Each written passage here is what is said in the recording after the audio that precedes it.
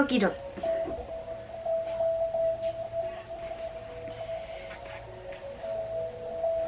Can we turn you down a little? You're a little loud. There we go. The Golden Goose. There was a man who had 3 sons. The youngest was called Dummling and was on all occasions despised and ill-treated by the whole family. It happened that the eldest took it into his head one day to go into the woods to cut fuel, and his mother gave him a delicious pasty and a bottle of wine to take with him, and that he might refresh himself at his work. As he went into the wood, a little old man bid him good day and said, "Give me a little piece of meat from your plate and a little wine out of your bottle. I am very hungry and thirsty." But this clever young man said, "Give you my meat and wine? No, I thank you. I should not have enough left for myself." And away he went. He soon began to cut down a tree, but he had not worked long before he missed his stroke and cut himself, and was obliged to go home to have his wound dressed. Now, it was the little old man that caused him this mischief. Next went out the second son to work, and his mother gave him too a patsy and a bottle of wine. And the same little old man met him also and asked him for something to eat and drink. But he too thought himself vastly clever and said, Whatever you get, I shall lose. So go on your way." The little old man took care that he should have his reward, and the second stroke that he aimed against the tree hit him on the leg, so that he too was forced to go home. When Dummling said, "Father, I should like to go and cut wood too," but his father answered, "Your brothers have both lamed themselves, and you had better stay home, for you know nothing of the business." But Dummling was very pressing, and at last his father said, "Go." Yes, I'm trying to decide what to do for a bike ride. I'm so glad to see Columbus Day. I know. Liberty don't care if it's Columbus, doesn't care if it's indigenous people. They want you to work. We're indigenous people. It can be- They know who you talk to. Well, if I was an indigenous people, I would feel that way, Well, I say Columbus only has some day, and indigenous people. Well, there are only so many days for all the same thing. You might as well just say, Go on. "But I have to work and do admissions tomorrow." Oh, joy, oh, joy. I have a dentist appointment, and I have to go to work from 1. Go your way. You shall be wiser when you have suffered for your folly. And his mother gave him only some dry bread and a bottle of sour beer. But when he went into the wood, he met the little old man, who said, "Give me some meat and drink, for I am very hungry and thirsty." Dummling said, "I sit down and I have only dry bread and sour beer. If that will suit you, we will sit down and eat it together." So they sat down, and when the lad pulled out his bread, behold, it was turned into a capital patsy, and his sour beer became delightful wine. They ate and drank heartily, and when they had done, the little man said, "As you have a kind heart, and have been willing to share everything with me, I will send a blessing upon you. 3 strands of an old tree, cut it down, and you will find something at the root." Then he took his leave and went his way. Dummling set to work and cut down the tree, and when And when it fell, he found in a hollow under the roots a goose with feathers of pure gold. He took it up and went on to an inn, where he proposed to sleep for the night. The landlord had 3 daughters, and when they saw the goose, they were very curious to examine what this wonderful bird could be, and wished very much to pluck. But this is my business.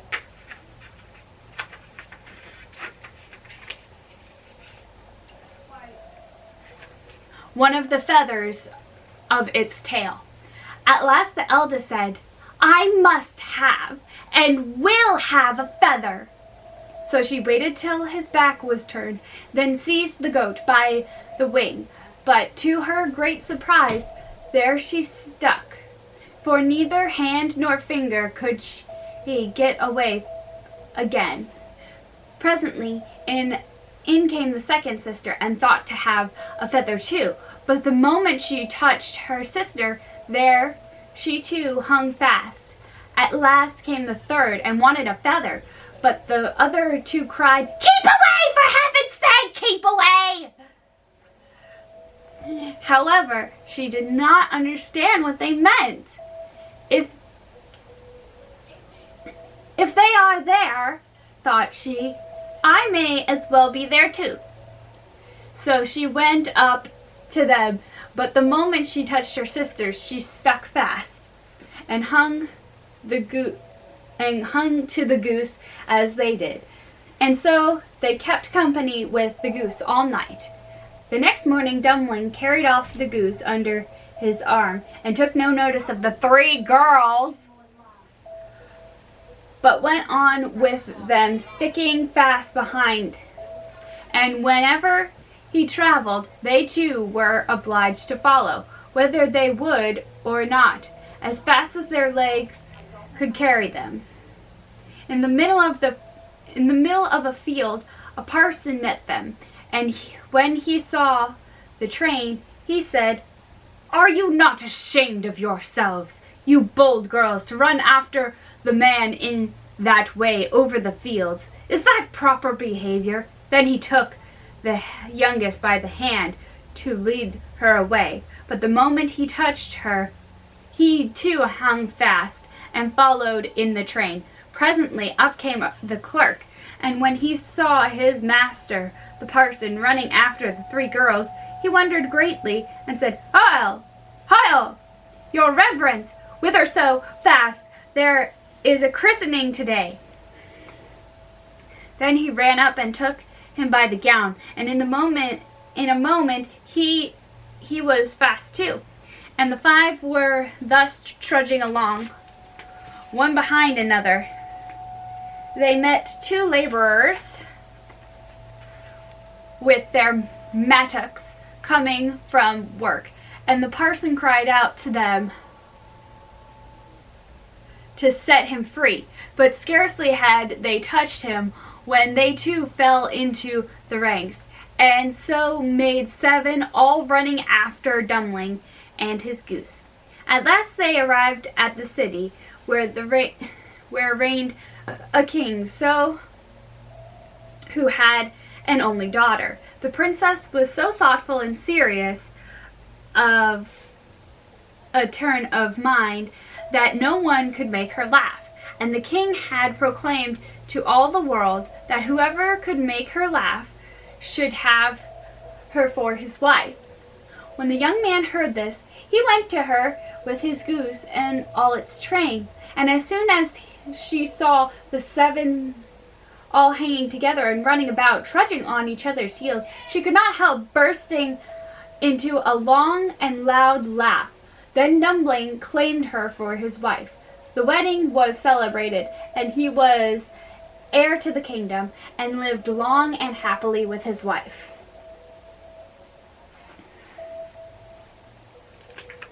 Mrs. Fox.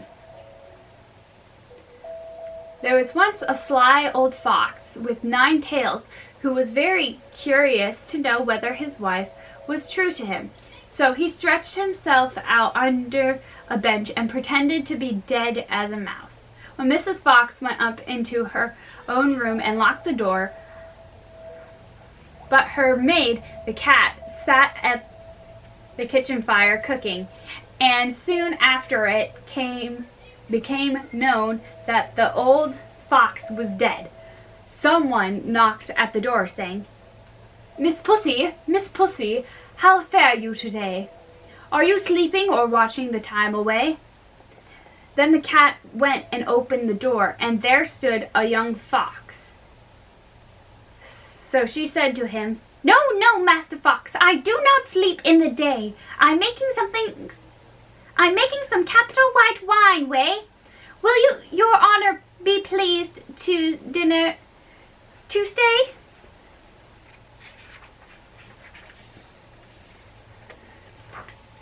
"No, I thank you," said the fox. "But how is poor Mrs. Fox?" Then the cat answered, "She sits all alone in her chamber upstairs, and bewails her misfortune with floods of tears. She weeps till her beautiful eyes are red, for alas, alas, Mr. Fox is dead." "Go to her," said the other, "and say that there is a young fox come who wishes to marry her." Then up went the cat, trippity-trap, and knocked at the door. Tippity-tap. "Is good Mrs. Fox within?" said she. "Alas, my dear, what do you want with me?" "There waits a suitor below the gate," then said Mrs. Fox. "How looks he, my dear? Is he tall and straight? Has he 9 good tails? There must be 9, or he never shall be a suitor of mine." "Ah," said the cat, "he has but one." Then I will never have him," answered Mrs. Fox. So the cat went down and sent the suitor about his business. Soon after, someone else knocked at the door. It was another fox that had 2 tails, but he was not better welcomed than the first. After this came several others, till at last one came that had really 9 tails, just like the old fox. When the widow heard this, she jumped up and said, "Now, Miss Pussy, my dear, open windows and doors, and bid all our friends at our wedding to meet. And as for that nasty old master of ours, throw him out the window, Puss, into the street." But when the wedding feast was all ready, up sprang the old gentleman on a sudden, and taking a club drove the whole company together, with Mrs. Fox out of doors. After some time, however, the old fox really died, and soon after a wolf came to pay his respects and knocked at the door. Wolf. "Good day, Mrs. Cat, with your whiskers so trim. How comes it you're sitting alone so prim? What's that you are cooking so nicely, I pray?" "Oh, that's bread and milk for my dinner today. Will your worship be pleased to stay and dine, or shall I fetch you a glass of wine?" No, I thank you, Mrs. Fox is not at home, I suppose." "She sits all alone, her griefs to bemoan, for alas, alas, Mr. Fox is gone." "Ah, dear Mrs. Puss, that's a loss indeed. I think she'd take me for a husband instead." "Indeed, Mr. Wolf, I don't know but she may. If you'll sit down a moment, I'll set up and see." So she gave him a chair, and shaking her ears, she very obligingly tripped upstairs. She knocked at the door that with the rings on her toes and said, "Mrs. Fox, are you within, I suppose?" "Oh, yes," said the widow.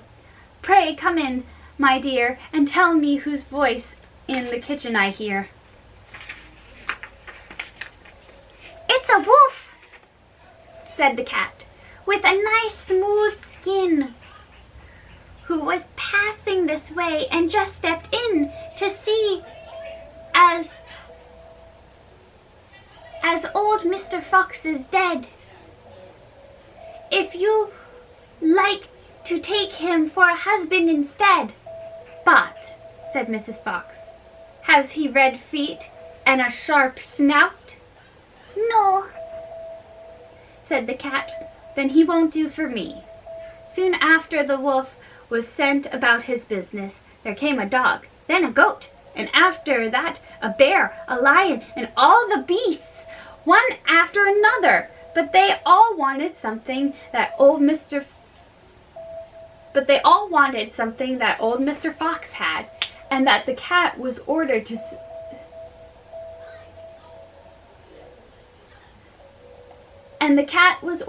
send them all away. At last came a young fox, and Mrs. Fox said, "Has he 4 feet and a sharp snout?" "Yes," said the cat. "Then puss, make the parlor look clean and neat, and throw the old gentleman into the street. A stupid old rascal. I'm glad that he's dead. Now I've got such a charming young fox instead." So the wedding was held, and the merry bells rung, and the friends and relations, they danced and they sung, and feasted and drank. I can't tell how long. Where'd I put the water? Don't worry, it's not gone.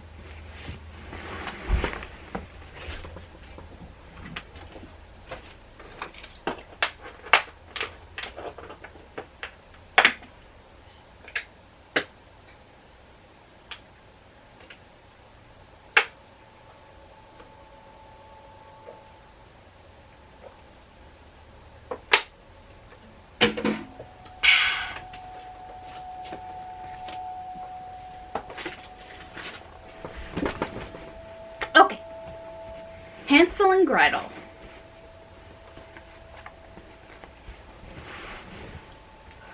Hard by the great forest dwelled a poor woodcutter with his wife and his 2 children. The boy was called Hansel and the girl Gretel.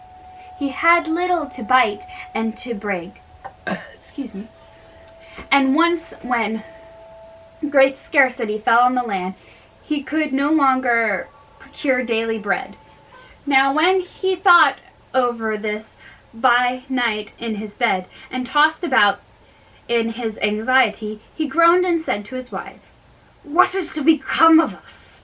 How are we to feed our poor children when we no longer have anything even for ourselves?"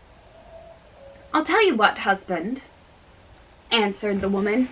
"Early tomorrow morning we will take the children into the forest to where it is the thickest. There we will light a fire for them and give each of them 1 piece of bread more, and then we will go to our work and leave them alone. They will not find the way home again, and we shall be rid of them." "No, wife," said the man, "I will not do that. How can I bear to leave my children alone in the forest? The wild animals would soon come and tear them to pieces." "Oh, thou fool," said she, "then we must all 4 die of hunger. Thou mayest as well."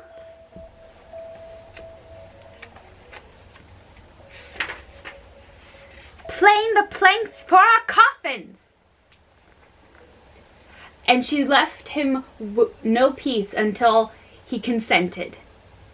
"But I feel very sorry for the poor children all the same," said the man. The 2 children had also not been able to sleep for hunger, and had heard what their stepmothers had said. to their father. Gretel wept bitter tears and said to Hansel, "Now all is over with us." "Be quiet, Gretel," said Hansel. "Do not distress thyself. I will soon find a way to help us." And when the old folks had fallen asleep, he got up, put on his little coat, opened the door below, and crept outside. The moon shone brightly, and the white pebbles which lay in front of the house glittered like real silver pennies. Hansel stooped and put as many of them in the little pocket of his coat as he could possibly get in. Then he went back and said to Gretel, "Be comforted, dear little sister, and sleep in peace. God will not forsake us." And he lay down again in his bed. When day dawned, before the sun had risen, the woman came and awoke the children, saying, "Get up, you sluggers! We are going into the forest to fetch wood." She gave each a little piece of bread and said, "There is something for your dinner, but do not eat it up before then, for you will get nothing else." Gretel took the bread under her apron, and Hansel had the stones in his pocket. Then they all set out together on the way to the forest. When they had walked a short time, Hansel stood still and peeked back at the house, and did so again and again. His father said, "Hansel, what art thou looking at there and staying behind for? Mind what thou art about, and do not forget how to use thine legs." Father," said Hansel, "I'm looking at my little white cat, which is sitting up on the roof and wants to say goodbye to me." The wife said, "Fool, that is not thy cat, that is the morning sun, which is shining on the chimney." Hansel, however, had not been looking back at the cat, but had been constantly throwing one of the little white pebble stones out of his pocket on the road. When they had reached the middle of the forest, the father said, "Now, children, pile up some wood, and I will light a fire that you may not be cold." Hansel and Gretel gathered brushwood together as high as a little hill. The brushwood was lighted, and when the flames were burning very high, the woman said, "Now, children, lay thyselves down by the fire and rest. We will go into the forest and cut some wood. When we have done, we will come back and fetch you away." Hansel and Gretel sat by the fire, and when noon came, each ate a little piece of bread, and as they heard the strokes of the wood axe, they believed that their father was near. It was, however, not the axe. It was a branch which he had fastened to a withered tree, which the wind was blowing backwards and forwards. And as they had been sitting such a long time, their eyes shut with fatigue, and they fell fast asleep. When at last they awoke, it was already dark night. Gretel began to cry and said, "How are we to get out of the forest now?" But Hansel comforted her and said, "Just wait a little till the moon has risen, and then we will soon find the way." And when the full moon had risen, Hansel took his little sister by the hand and followed the pebbles, which shone like newly coined silver pieces, and showed them the way. They walked the whole night long, and by break of day, once more their father's house. They knocked on the door, and when the woman opened it, she saw that it was Hansel and Gretel, and she said, "You naughty children, why have you slept so long in the forest? We thought you were never coming back at all." The father, however, rejoiced, for it had cut him to the heart to leave them behind alone. Not long afterwards, there was once more great scarcity in all parts, and the children heard their mother saying at night to their father, "Everything is eaten again. We have one half loaf left, and after that there is an end. The children must go. We will take them farther into the woods so that they will not find their way out again. There is no other means of saving ourselves." The man's heart was heavy, and he thought, it would be better for thee to share the last mouthful with thine children." The woman, however, would listen to nothing that he had to say, but scolded and reproached him. He who says A must say B likewise, and as he had yielded the first time, he had to do so a second time. The children were, however, still awake and had heard the conversation. When the old folks were asleep, Hansel again got up and waited to go out and pick up pebbles. But the woman had locked the door, and Hansel could not get out. Excuse me. Nevertheless, he comforted his sister and said, "Do not cry, Gretel. Go to sleep quietly, and the good God will help us." Early in the morning came the woman and took the children out of their beds. Their bit of bread was given to them, but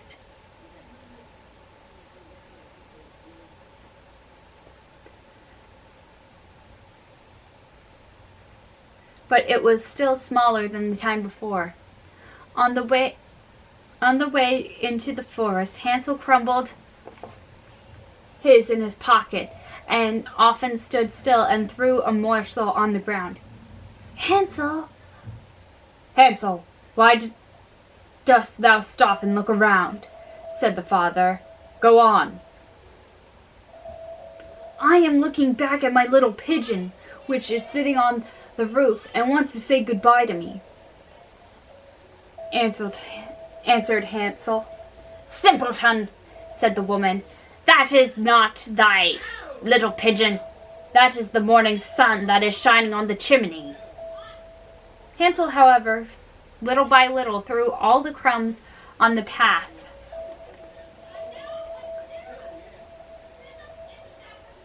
The woman led the children still deeper into the forest, where they had never in their lives been before.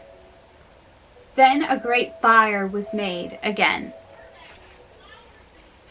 and the mother said, "Just sit there, you children, and when you are tired you may sleep a little. We are going into the forest to cut the wood, and in the evening, when we are done, we will come fetch you away." When it was noon, Gretel shared her piece of bread with Hansel, who had scattered his away. Then they fell asleep, and the evening came and went, but no one came to the poor children. They did not awake until it was dark night, and Hansel comforted his little sister and said,